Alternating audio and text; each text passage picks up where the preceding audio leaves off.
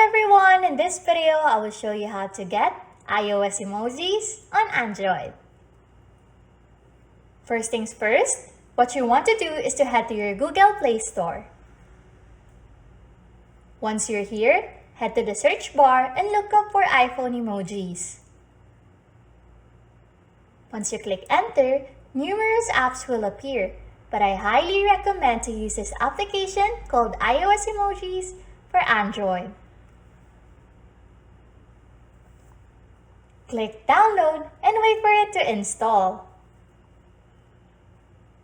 Once the application is installed, open the application to access its features.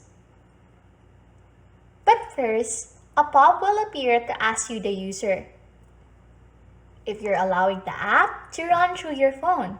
Click allow and then press apply theme.